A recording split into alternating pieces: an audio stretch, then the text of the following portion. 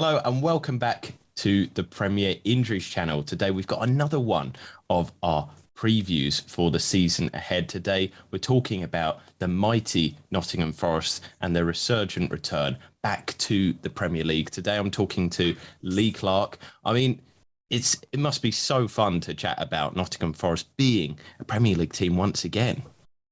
Yeah, it still hasn't sunk in. Keep seeing different things. Our players available for selection on the Fantasy Premier League and that sort of stuff. And the sticker book will be due out and all that sort of nerdy stuff. But yeah, our shirts have just gone on sale in the shop. And to have the Premier League badges on, it's kind of starting to hit home that we've got 38 games of Premier League football to look forward to. I mean, it must have been a dream day as well, because you were at Wembley to see that victory, weren't you?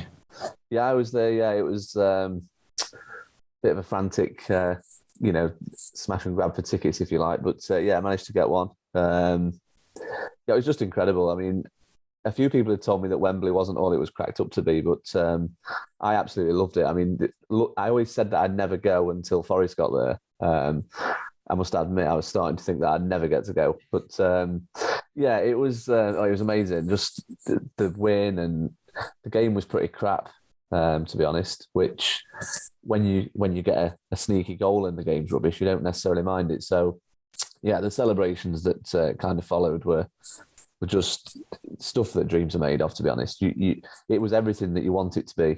And it was absolutely, in terms of supporting Forest, the best day I've ever had in the stands as a fan.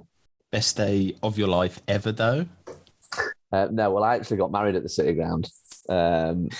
So my wife actually held me down the day after and kind of said, look, was it the best day of your life yesterday, or was it, was it the day we got married at the City Ground? So, yeah, I had to she put me on the spot a bit, and I did say, no, it's nicely wedged into second, but it didn't quite eclipse the best day of my life, shall we say.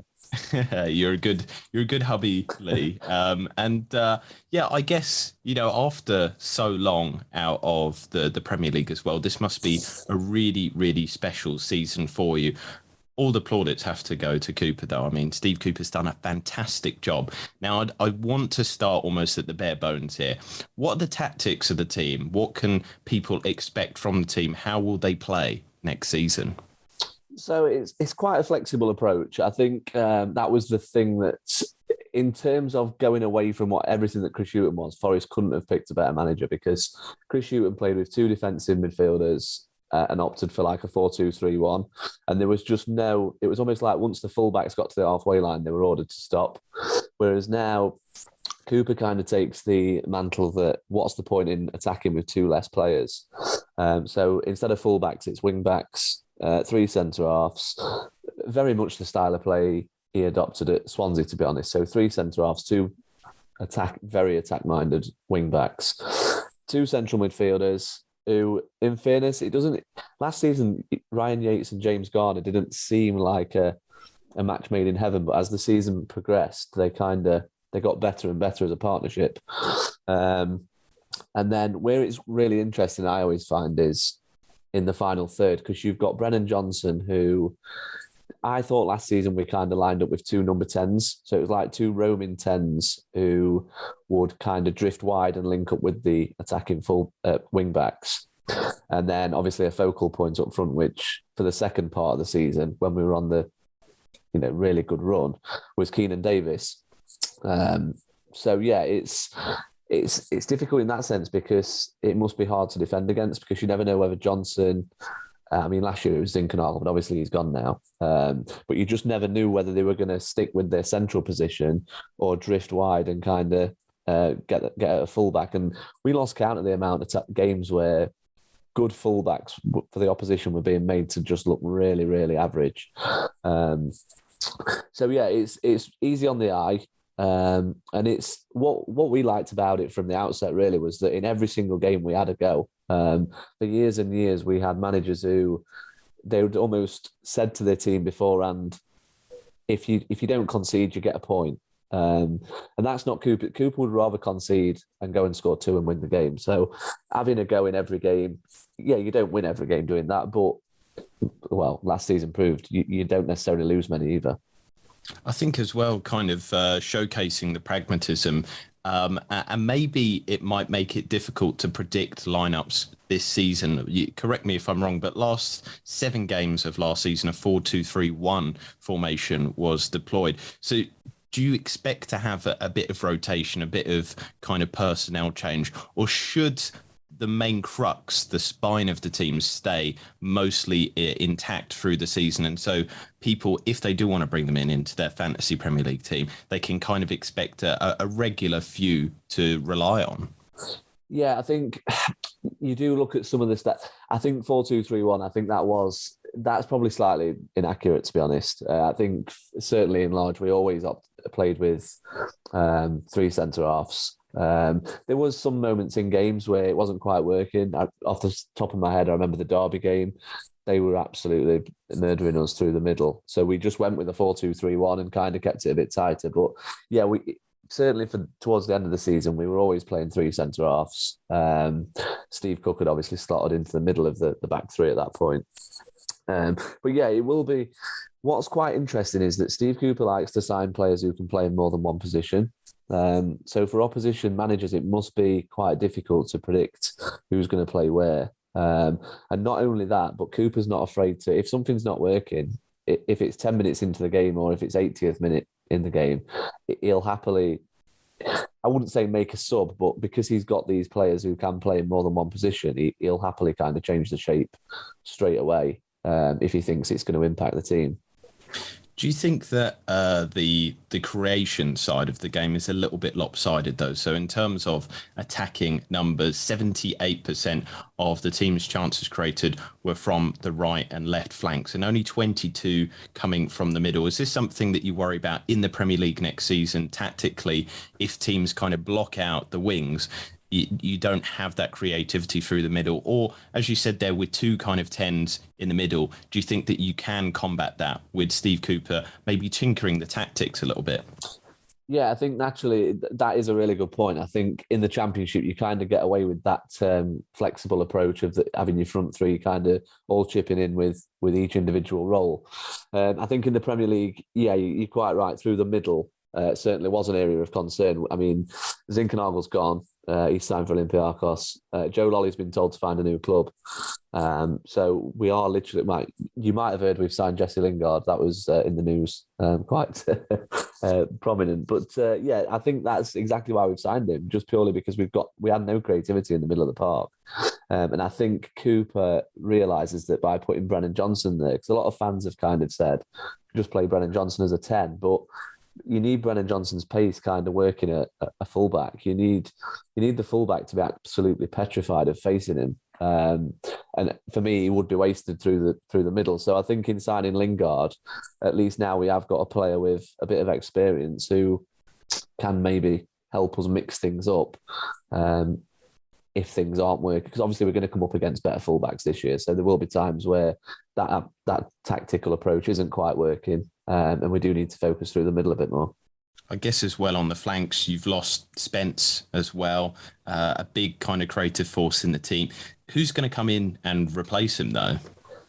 So this is an interesting one as well, because it's going to be Nico Williams from Liverpool. And I think Nico Williams is a decent player, don't get me wrong, but the difference is that he's not, throughout his career, he's often played in systems where he's a fullback, whereas Steve Cooper will want to deploy him as a wing-back. Personally, I just think there's different skill sets. It sounds really simple, oh yeah, you'll be able to do it, but the skill set of those two positional, senses is completely different. So it will. Steve Cooper's a master at this sort of thing. He had players when he came into Forest that, he moulded into. Jack Colbeck, for example, became a brilliant left wing back, and that was all down to Cooper's coaching. So I don't dispute that over time Nico Williams will become accustomed to replacing Jed Spence, but I just worry that he's probably not quite as quick. So in the short term, will there be a bit of a transitional period in that position? I guess time will tell. But Nico Williams' delivery into the box looks, with all due respect to Spence, it looks better than anything that Spence ever used to put in, even after a couple of pre-season games. So I think that the signs are good, and Nico Williams is very young as well. So again, it looks like a really attractive signing on paper. But like I say, there is just a bit of some fans are a bit sceptical that because it's a completely different skill set, will the first month or two be a write-off, and will it take him some time to get used to what Cooper wants from him? But yeah, it will be Nico Williams who replaces him for certain. And I think as well for people will be interested that Nottingham Forest was second for direct attacks in the Championship last year, whereas they were seventh for build-up attacks. So you can kind of see that there is that counter-attacking mentality. So which players do you think are going to do well out of that this season? I think Lewis O'Brien's an attractive signing from Huddersfield. I think what he did really well for Huddersfield was get his foot on the ball and turn defence into attack very, very quickly. He was one of the players who we played Huddersfield like 4 times last season. We played them in the FA Cup as well. So every time we came up against him, he was a real nuisance and a real nightmare. And you almost thought, I wish he played for us. Well, now he does. So it's really useful in that sense. So yeah, I just think he'll benefit from our system. And I also fancy Toffolo from Huddersfield as well, because a lot of Huddersfield fans said, I can't believe he's gone to the Premier League, he can't defend and this, that and the other. But in terms of our counter-attacking style, I mean, let's face it, we're going to stay in the Premier League based on whether we can score enough goals. So if he can kind of use his attacking qualities that he utilised at Huddersfield, then he could be a really useful signing as well. Other than that, you're looking at the obvious players, people like Johnson and using his pace. It'll be interesting to see whether we can turn defence into attack so quickly still in the Premier League, because, like you say, the direct nature of our attacks last season caused absolute chaos. So hopefully it can still have the same effect, but obviously coming up against better opposition, you just never know. I want to focus on the data from the defence, and quite often people say that, you know, defences keep you up, they keep you in the Premier League, and Steve Cooper has to gain a lot of plaudits. He's seems to have a very kind of focused defensive approach, but with a nice play style as well with the counter-attack, as we've explained there. Overall, last season, you conceded the second fewest goals in the league. But then looking at the XG conceded data, you were 7th. Is it a major concern that the team overperformed in the defensive data so much? Because obviously when you come to the Premier League, the finishing abilities, the quality is much, much higher. Yeah, possibly. I think it's difficult. I mean, one, I suppose, aspect that not is a cause for concern, but maybe might make some supporters a little bit edgy, is that I think Cooper will kind of remain loyal to the people that got him there at the back, particularly the 3 centre-halves. Joe Worrell obviously has been linked with a Premier League move for what seems like forever, and now he's actually going to get a chance to do it for the club he supported as a boy. So there's something romantic there. Scott McKenna was our Player of the Year last year, so you're not going to take him out. And then you've got to kind of decide between Steve Cook, who I think has played close to 200 times in the Premier League, but he's in his 30s now. So will he stick with him, or will he go with newcomer Moussa Niakate? It's difficult to say, but yeah, I suppose looking at the stats, that is a little bit of a worry. Like you say, you're gonna come up against better opposition, but I think as a newly promoted side, people are kind of expecting that we'll be near the bottom, we'll be in for a relegation dogfight, and I think I just can't see Cooper veering too far away from his principles. I think he'll certainly, for the first month or two, he'll say, let's play exactly the same. Let's see if we can let's see if we can almost play like this in the Premier League. If it doesn't, will he switch to a back 4? Possibly. He could do, just to kind of maybe get an extra man in midfield and make us a bit stronger. But I think certainly the first 2 months of the season, he'll probably remain loyal to the the individuals that got us promoted. So you think that maybe the principles of the team will strengthen you so that you can stay up and have a good Premier League season? Yeah, I do actually. I think you look at Bournemouth when they went up the first time and Eddie Howe was there.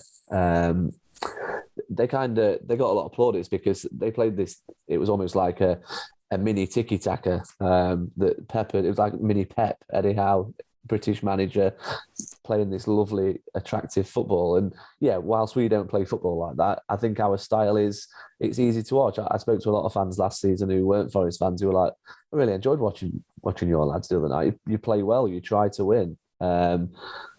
And yeah, I can't see. I think Cooper talks about wanting to play a certain way. I think all of his coaching staff build into that. And I think when players come into the door, they're told this is how you will play. So yeah, I think that will be one of our biggest strengths. Like I say, certainly for the first couple of months of the season. I do want to talk about personnel change between the sticks. The loss of Bryce Samba, one of the best goalkeepers in the Championship last season. And again, he contributed to that XG over performance with 6 expected goals prevented from his saves. You have Henderson coming in. We'll go through his data in just a second. But what kind of loss is it? Did you think that, you're getting a quality goalkeeper in Henderson, but is it maybe a psychological blow? Because Samba, he was, a big part of the club, wasn't he?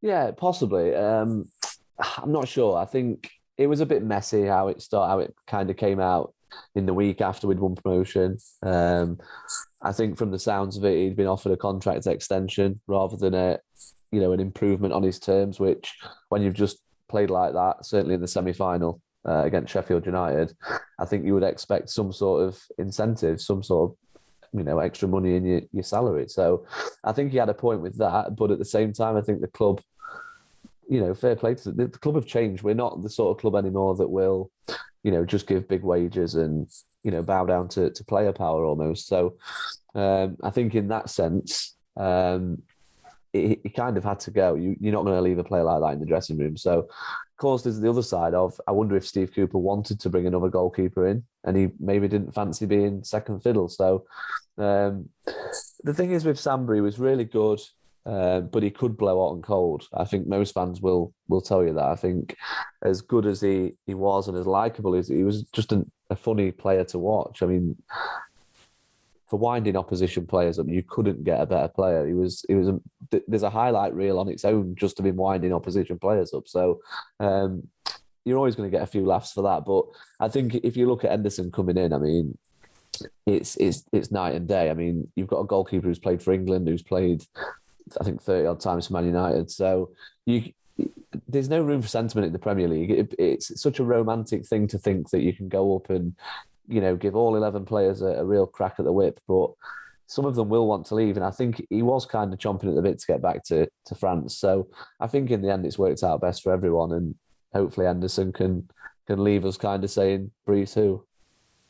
And looking at the data, maybe it will kind of come to fruition from that, because Dean Henderson's underlying data is ridiculously good. I don't know why Manchester United haven't kind of transitioned more towards him, because the season that he had with Sheffield United in the Premier League, he had 8 XG prevented. Only Hugo Lloris did better than that. 33 goals conceded. He did massive bits to be able to, for Sheffield United to kind of stay up that season. And then looking at the underlying data there, just it's in Europe's kind of top 1%, 2%, 10% percentile, for that season in the Premier League. He was outstanding. He was really, really good. And I think kind of saying with that, Bryce who, because it is a massive upgrade, isn't it? It is. I mean, like I say, it feels harsh because he was good. I liked him. He was a good goalkeeper and he was steady. But the Championship and the Premier League are two completely different entities. And if you get offered the chance to sign a player like Henderson, you've got to seriously look at it, especially if the numbers add up and you think, yeah, actually, we can afford that. I mean, they say a good goalkeeper can be worth an extra 10, 15 points a season. Well, 10, 15 points to us is going to be the difference between going down and staying up. So I think one of the stats I saw about Henderson that was really interesting was that year at Sheffield United he had in the Premier League. I think Sheffield United only conceded more than 2 in one game, maybe 2 or 3 times that season. And they were a newly promoted side and they were fancied to get some real thrashing. So I think if Henderson can get his eye in and get playing like he can, he could just be the signing of the season, to be honest, for us. I think so as well. And I want to get on to your set piece work. Defending them is one of the reasons why you came up last season. Another reason behind the huge swing and overperformance. And in terms of that, in terms of analysing data, set piece work is not something that is affected by league, whether you're Championship, Premier League, League One. If you're good at a set piece, you're good at a set piece. So what makes your team so good at set pieces? Because they halve the goal output that they should have conceded from these. Yeah, I mean, I don't know if the data would back this up, but I think it's from when Steve Cook came in. He was another signing who we made, and people kind of looked at it as, well, why do we need another centre half? We've got 3 pretty good ones. 4 if you consider someone like Loic Bayso, who was kind of a young lad coming through. So when he came in, though, we just seemed so much more solid, it was almost unthinkable to think that we could look any more solid because we were already good defensively. Yeah, his leadership qualities were there for all to see. He never stops talking, and you can just see that players buy into what he's saying. And I think in the past, certainly in previous seasons, we've kind of had a really unfortunate knack of switching off at that key moment from a set piece, whether it be a corner or a free kick. But Cook he gets everything organised. It's almost like you can see the players are almost thinking, right, I definitely can't mess up here because he's going to take shreds off me if I do. And like you say, our defending from set pieces was just magnificent, certainly in the second half of the season, I thought. So what do you believe is the biggest problem that the team is going to experience coming up into the Premier League next season? We'll get on to the attacking data later, but you can talk about something attacking, something defensive, whatever you've noticed, really. I genuinely think our biggest problem, if you want to call it a problem, I think any newly promoted team, you're desperate to get someone who you could guarantee, pin your hat on getting 20 goals. Brennan Johnson could be that player. Obviously, he's still relatively young. To a degree, he's a little bit raw still as well. Taiwo Awoniyi has come in. He scored 20 goals in the Bundesliga last year. Pretty eye-catching signing, if you like. So far in pre-season, he's looked a little bit like he might need some help up there. But new country and all that, he might take some, a bit of a transitional period. But yeah, that would be my concern at the minute. Are we going to score enough goals to stay up? I'd like to think so. I'd like to think that we create chances for players playing how we do. But I think in the back of my mind, I've got this really horrible feeling that we'll play some really good football, but just not with our squad as it is at the minute.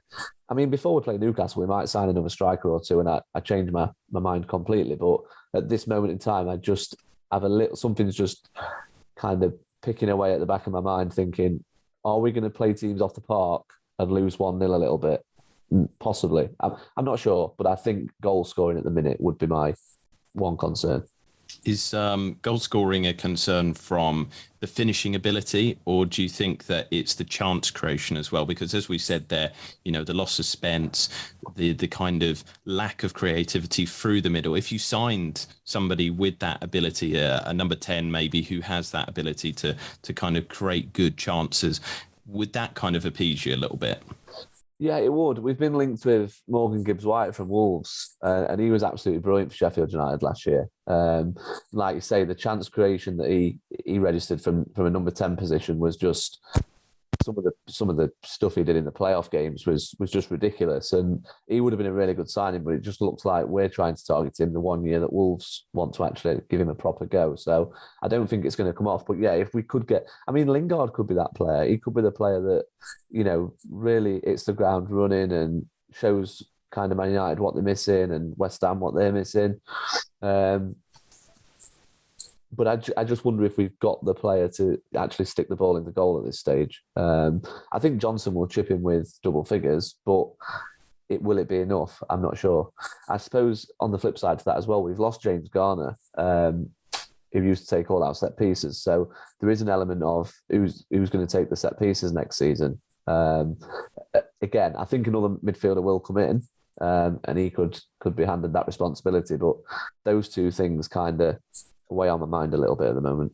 Yeah, it'd be a shame if you miss out on Morgan Gibbs-White, because he had 0.28 XA created per 90 and 1.41 chances created per 90. He'd be a good addition in that number 10 role. I kind of want to continue though with the attacking analysis there then, and that nicely segues to the talking points around here, because in attack, the team were good going forward. Another overperformance there. But what are the expectations in the Premier League? Because when I talked to Ted Knutson from StatsBomb, he says that teams can expect a 1/3 drop-off in data outputs. If Nottingham Forest kind of experienced that, what's a good season for you in terms of a goal tally? It's difficult to say. I mean, it sounds a bit cliched, but just enough to stay up. I mean, I think in the first season you've got to be scoring enough to stay up. I mean, in terms of a number, I don't know. 38 games, you need to be scoring at least. I mean, I wouldn't know without looking. I mean, what did Leeds score last season? Something around that mark. I mean, maybe an extra 5 or 10 just to be safe. But it's difficult because it's been so long since we've been in the Premier League that you see teams sometimes stay up having not scored many. You see teams go down and they score quite a few, but they concede a lot. So honestly, just enough to stay up. I don't, at this stage, see any other ambition other than if we were to finish 17th, it would be such a good season and it would give us something to build on for the future.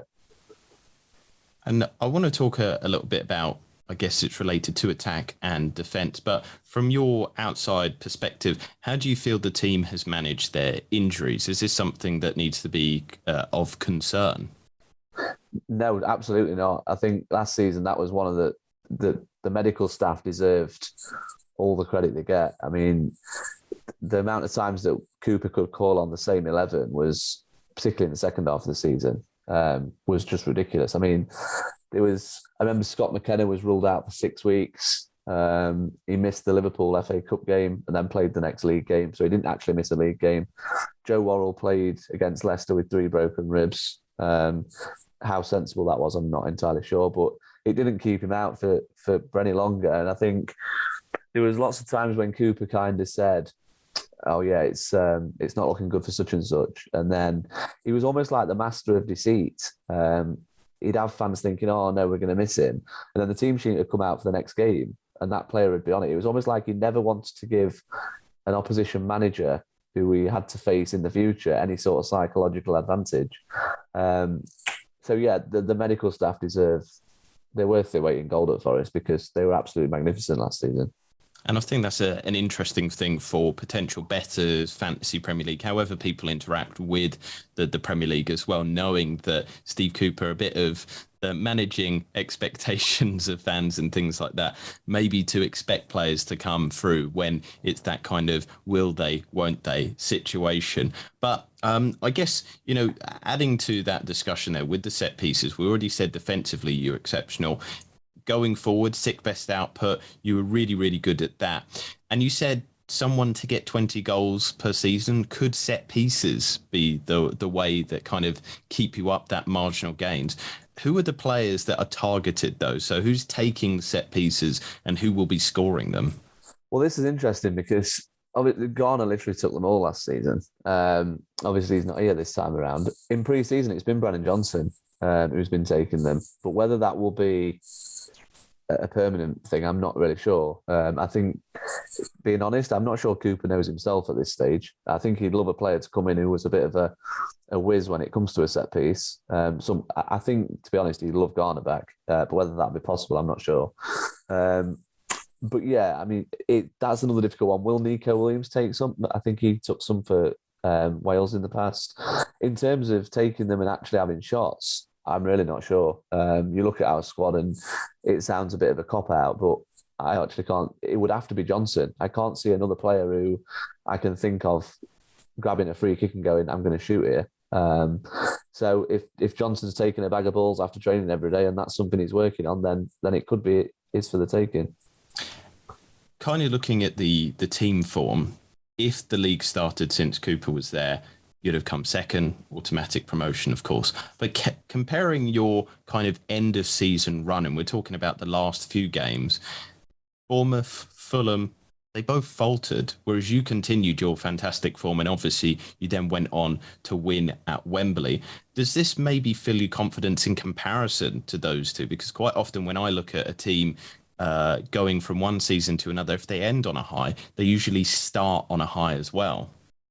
Yeah, I do think it's kind of difficult when you win the playoffs because you essentially have 3 weeks less to plan than the two sides that have got automatic promotion. So you are a little bit behind. But yeah, I think you certainly get the crest of a wave of the momentum, which, like you say, should help us. Whether it will be quite so evident, because obviously I think 5 of the players that started at Wembley were all on loan. We've not signed any of those guys. Samba's gone as well, so that's 6. So you're looking at more than half the team being completely different from the outset. So it'll be interesting. But I think the team, one thing that Steve Cooper is very proud on is having a dressing room that's full of character, where the spirit stays high, and where he openly says it after every game. He openly admits he becomes a bit of a cliche machine, but he never lets his team get too high with the highs, and they never get too low with the lows. So, yeah, I think a lot of fans are hoping that the Wembley win can see us keep the momentum. And boy, do we need it with that first month of the season, because the first month of the season for us is absolutely minging. Well, that's what I was just going to ask you about. Those first few games, Newcastle, West Ham, Everton, Tottenham, Manchester City.